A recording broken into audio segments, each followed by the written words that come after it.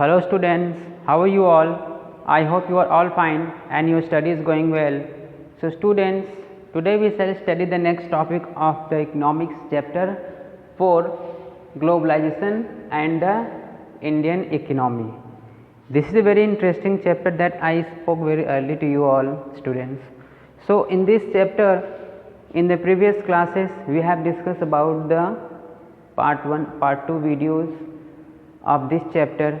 Now we shall study in this video the next chapter, next topic, that this is the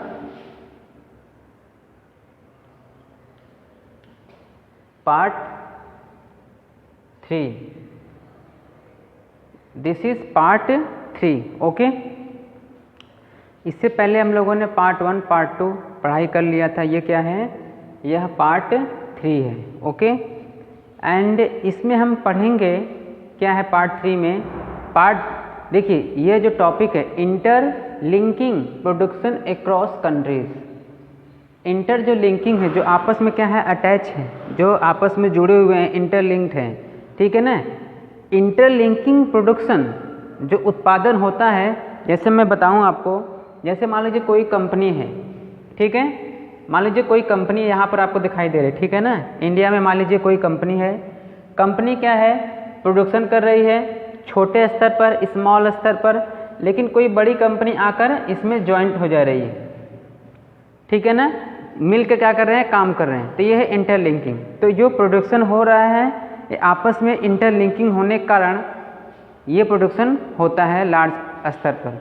तो यहाँ पर जो ये topic है, interlinking production across the countries, यह कई सारे पार्ट में डिविजन्स किए हुए हैं. ये है पार्ट 3, इसके आगे पार्ट 4, पार्ट 5 ऐसे करके होगा, तब जाकर आप ये टॉपिक आपको क्लियर समझ में आएगा. तो चलिए हम लोग करते हैं, पढ़ाई स्टार्ट करते हैं students. Number 1 topic there, in general MNCs. जैसा कि मैंने आपको पिछली वीडियो में बताया था कि एमएनसी है क्या. MNC, in general MNC set up productions where it is close to the market. MNC कहाँ establishment होता है, जहाँ पर उसको मार्केट की सुविधा अच्छी तरह से मिले. closest to market, where market में जहाँ क्या मिलता हो, where there is skilled and unskilled. माने MNC की स्थापना वहाँ होती है, ब्रांच वहाँ खुलते हैं मार्केट में, जहाँ मार्केट में उसे स्किल माने ट्रेंड और untrained, unskilled labour available at low cost. माने एमएनसी इस्टेब्लिशमेंट वहाँ होती है, उस मार्केट में होती है जिस मार्केट में जहाँ पर ट्रेंड या अनट्रेंड, स्किल्ड या अनस्किल्ड जो मजदूर होते हैं, लेबर होते हैं, वो बहुत कम दामों पर मिल जाएं. जैसे मैं एग्जांपल आपको बता रहा हूँ. ठीक है ना. जैसे मान लीजिए जो ट्रेंड है, स्किल्ड है, यदि वो काम करने आएंगे तो अपनी पूरी मतलब एक दिन का जो उनका सैलरी होता है वो मांगेंगे 350 रुपया, 400 रुपया, जो उनका एक्चुअल प्राइस होता है, जो एक दिन की उनकी मजदूरी होती है, वो मांगेंगे. तो वो कौन होते हैं, स्किल्ड होते हैं. लेकिन जो अनस्किल्ड होते हैं, जिनके पास स्किल नहीं है, यदि वो काम करेंगे तो वह जो मिलेगा ले लेंगे. जो एमएनसी से जो भी कोई मालिक काम करवाएगा उससे क्या करेंगे, वो जितना देंगे वो ले लेते हैं. तो यहाँ पर जो लो कॉस्ट में जो उनको मिल रहा है, मजदूर मिल रहे हैं, वह एमएनसी ये सोचते हैं कि हम अपनी ब्रांच वहाँ पर खोलें, अपने कंपनीज फैक्ट्रीज वहाँ पर खोलें, उस मार्केट में खोलें जहाँ पर कुछ स्किल लेबर हो और बहुत सारे अनस्किल्ड हो. क्योंकि उनको पता है कि स्किल लेबर पर मेरा ज़्यादा पैसा खर्च होगा, अनस्किल पे देखते देखते, कॉपी करते करते वो काम करने लगेंगे. ठीक है ना. तो उनका टारगेट होता है लो कॉस्ट पे उन्हें क्या मिले, मजदूर मिले. So I hope you have understand this thing. Slowly will clear your all concept about this topic. Okay, so let's study next point. In addition, MNCs might look for government policies. इसके साथ साथ जैसा कि students हम देखते हैं कि जो MNC होता है, MNC तो इस्टेब्लिशमेंट हो जाती हैं, लेकिन इसके साथ साथ लो कॉस्ट के साथ साथ उसको माने सस्ते मजदूर ऐसा मिले जहाँ पर उनका काम अच्छी तरह से हो सके। इसके साथ साथ एमएनसी यह चाहते हैं कि वो क्या करते हैं, लुक फॉर गवर्नमेंट पॉलिसी, सरकार की जो नीतियाँ होती हैं उस नीतियों को वह क्या करते हैं, देखते हैं कि मेरे फेवर में है कि नहीं है। That look after their interest. Yes, यहाँ किसकी इंटरेस्ट की बात हो रही है, यहाँ बात हो रही है एमएनसी के इंटरेस्ट पर। माने एमएनसी जो ब्रांच है, कंपनीज है, क्या है, यह प्रोडक्शन को कंट्रोल करते हैं, क्या प्रोडक्शन होना चाहिए क्या नहीं होना चाहिए, एक्स्ट्रा कोई प्रोडक्शन नहीं कर सकता है, इन सब पर ये कंट्रोल करते हैं। इसके साथ साथ यह देखते हैं कि जो सरकार है, जो नीतियाँ बना रही है, गवर्नमेंट जिसकी है नीतियाँ बनाए, वह नीतियाँ वह पॉलिसीज़ क्या एमएनसी के इन फेवर में है, क्या एमएनसी के इंटरेस्ट में है, उसके फ़ायदे में है कि घाटे में है। यदि फ़ायदे में है तो अच्छी बात है, यदि घाटे में रहेगा या सरकार ने ऐसी कोई नीतियाँ बनाई जो किसके विरोध में है, एमएनसी के विरोध में है, तो ऑटोमेटिकली एमएनसी क्या करेगी, गवर्नमेंट से बात करेगी, उनकी पॉलिसी पर बात करेगी कि आपने जो ये पॉलिसी बनाया ये मेरे फेवर में नहीं है, मेरे फेवर में बहुत कम है, पब्लिक के फेवर में ज़्यादा है, तो आप ऐसा काम करिए कि मोस्ट ऑफ द फेवर हमारे पक्ष में हो। तो ये सब क्या करते हैं, लुक आफ्टर चेक करते हैं। So I hope you have understand this things very well about. Okay, चलिए नेक्स्ट टॉपिक हम स्टडी करते हैं।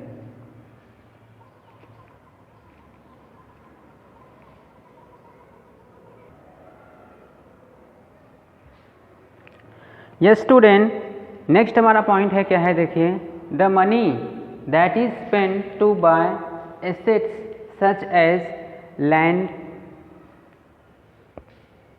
buildings, machines and other equipment is called investment. What is investment? Investment means क्या होता है, निवेश, पूंजी निवेश, कैपिटल इन्वेस्टमेंट। आप देखते हैं ना किस तरह से इन्वेस्टमेंट होते हैं, मल्टीनेशनल कंपनियां, फॉरेन कंपनी क्या करती हैं, इन्वेस्टमेंट करती हैं इंडिया के कंपनियों में। जैसे मैं एग्जांपल आपको बता रहा हूँ, ये वेरी इंटरेस्टिंग है स्टूडेंट्स, मेरी दिल की इच्छा है कि इसे आप लोग अच्छी तरह समझिए, कोशिश करिए, क्योंकि यह एक ऐसा पॉलिसी है, ग्लोबलाइजेशन एक ऐसी नीति है जिससे इंडियन इकोनॉमी के ऊपर हम देख सकते हैं बहुत सारे क्या प्रॉब्लम्स देखने को मिलते हैं। ये ग्लोबलाइजेशन का जो इफ़ेक्ट है हमारे भारत पर, खासकर मैं भारत की बात करूं तो इसका ज़बरदस्त प्रभाव भारत पर पड़ रहा है, ठीक है ना।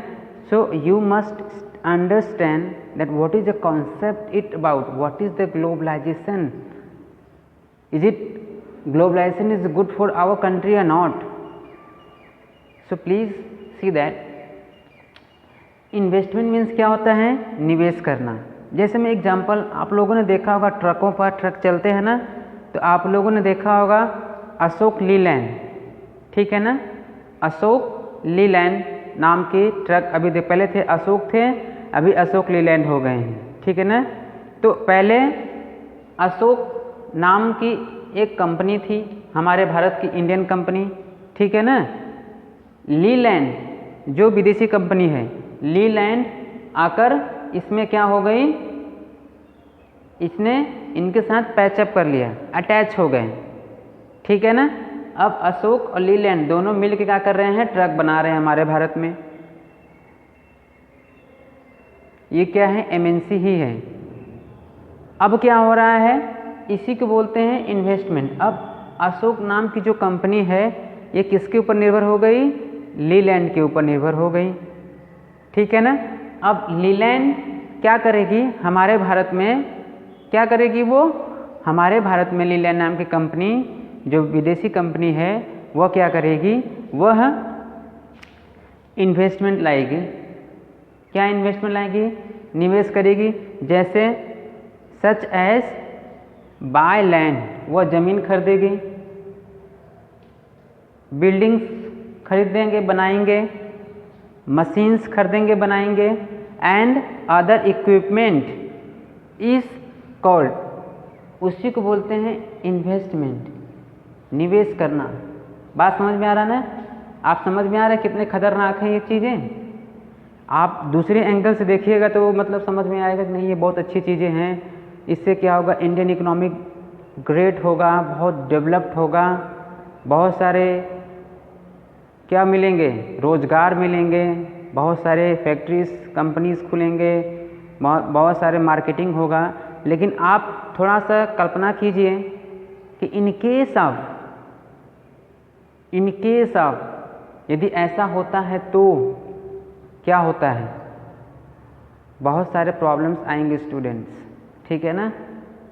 आप इसी बुक को पढ़िएगा और try to understand it that you will find lot of things. Okay, so मान लीजिए जब इन्वेस्टमेंट करेंगे एमएनसी तो क्या होगा, वह ज़मीन खरीद सकती, मतलब आप समझ में आ रहा है, ज़मीन खरीदना इज इट ईजी?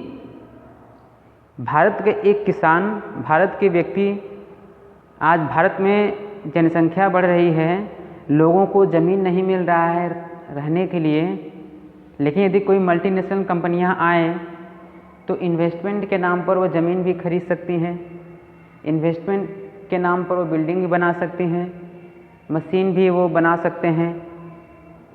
बात माने यदि वो ज़मीन खरीद लिए तो वहाँ पर वो अपनी फैक्ट्री खोल सकते हैं। You cannot stop it. Why? Because on the name of the globalization, on the name of the development, because India is a developing country, not developed country. Mind it, this my remark that India is a developing country. On the name of developing country के नाम पर क्या हो रहा है, वे ज़मीन खरीद सकते हैं और एक विदेशी कंपनी की फैक्ट्री हमारे भारत में वह इस्टेब्लिशमेंट हो जाएगी। अब उसका ऑनर कौन रहेगा? डेफिनेटली श्योर विदेशी कंपनी रहेंगी। तो आप समझिए वही ज़माना आया ना जहांगीर के समय का, बात समझ में आ रहा ना? वही ब्रिटिशों का ज़माना आ गया धीरे धीरे, क्योंकि एक समय ऐसा था जहांगीर ने ज़मीन जब डोनेट दिया था, दान दिया था, ज़मीन दी थी, तो क्या हुआ था, धीरे धीरे फैक्ट्रियाँ बनने भारत में शुरू हो गई विदेशी कंपनियों का। एक समय ऐसा आया कि हम लोग क्या बन गए थे, गुलाम बन गए थे ब्रिटिशों का। तो क्या वही नीतियाँ तो नहीं बन रही हैं? क्या विदेशी कंपनियां ऐसा तो सोच रही हैं कि धीरे धीरे हम क्या करेंगे? बिकॉज इंडिया यदि हम इकोनॉमिक दृष्टिकोण से देखें स्टूडेंट, तो हिंदुस्तान भारत जो है वो क्या है, इकोनॉमिक दृष्टिकोण से मार्केटिंग बहुत बड़ा मार्केट है। बात समझ में आ रहा ना? तो निवेश के नाम पर यहाँ पर बहुत कुछ हो सकता है, ठीक है ना? किसके नाम पर? निवेश के नाम पर, जिसको कहता है ग्लोबलाइजेशन। चलिए नेक्स्ट पॉइंट पढ़ते हैं। Investment made by MNCs. Invest कौन करता है? इन्वेस्टमेंट एमएनसीज करता है। Is called foreign investment. जो इन्वेस्टमेंट होता है उसे हम क्या बोलते हैं? फॉरेन इन्वेस्टमेंट बोलते हैं, माने विदेशी निवेश बोलते हैं। एनी इन्वेस्टमेंट, कोई भी इन्वेस्टमेंट होता है, is made with the hope that these assets will earn profit. कोई भी देखो, कोई भी निवेश होता है, कोई भी विदेशी कंपनी हमारे भारत में निवेश करेंगी तो क्या अपना लॉस करके करेंगे? आप कॉमन से बात सोचिए, जाहिर सी बात है, यदि आप कोई बिजनेस खोलिएगा तो आप सोचिएगा कि यदि हम बिजनेस में जो हम पैसा इन्वेस्ट कर रहे हैं, जो लगा रहे हैं, उससे हमें घाटा हो, कभी आप नहीं सोचिएगा। हमेशा इस पॉइंट ऑफ व्यू से सोचिएगा कि यदि मैं कोई बिजनेस खोल रहा हूँ, ओपन करना चाहता हूँ, तो इसमें जो आप निवेश करिएगा तो आपका माइंड हमेशा पॉजिटिव वे में थिंक करेगा कि मुझे क्या करना है, इसमें प्रॉफिट लेना है, इन्वेस्टमेंट डाल के प्रॉफिट लेना है। जैसे एग्जांपल मैं आपको बताऊं, आप पढ़ाई कर रहे हो, हम पढ़ाई कर रहे हैं, तो हम पढ़ाई के दौरान जो भी पैसा इन्वेस्टमेंट करते हैं, जो भी पैसा हम लगाते हैं अपने पढ़ाई में, फ्रॉम नर्सरी टू पूरा कोर्स पूरा करने में, जो पैसा हम इन्वेस्टमेंट करते हैं हमारे माता पिता, इसी उम्मीद के लिए करते हैं कि उसका रिजल्ट, माने जब वो पढ़ कर निकले तो उसे लॉस ही मिले। यदि ऐसा होगा तो क्या होगा? कभी माता पिता पैसा इन्वेस्टमेंट करेंगे अपने बच्चों की पढ़ाई में? नहीं करेंगे, क्योंकि उनको पता है कि एक दिन पढ़कर बच्चा को नौकरी मिलेगा, जॉब मिलेंगे, अच्छे काम बिजनेस में अपना नाम करेंगे, समथिंग लाइक दैट। सो ये जो चीज़ें हैं, कभी भी इन्वेस्टमेंट जब होता है तो हमेशा वो अपने प्रॉफिट के बारे में खोजते हैं, अपना प्रॉफिट हमेशा प्लेस रूम खोजते हैं, रूम कि हमें एक प्लेसमेंट चाहिए, एक प्रॉफिट चाहिए। तो उसी प्रकार जो इन्वेस्टमेंट होता है, निवेश होते हैं, विदेशी कंपनियां जो फॉरेन इन्वेस्टमेंट होता है वो क्या होता है, वह किसके नाम पर होता है, उन्हें क्या होना चाहिए, profit, earn profit. So I hope इस वीडियो में इस टॉपिक पर इतना ही स्टूडेंट्स, ज़्यादा लंबा वीडियो हो जाएगा और इसी टॉपिक पर मैं आगे वीडियो बना रहा हूँ। Please you will watch it that and I hope you have understand these things very good, very well, and please one thing I am saying students, you must read the book, especially this chapter। ये chapter को आप बहुत ज़बरदस्त पढ़िए ध्यान से, NCERT है, very interesting है, वेरी ओपन है, आप पढ़िएगा तो आपको बहुत सारे नॉलेज मिलेंगे students. Okay, so enjoy and take care of your life. Okay, thank you.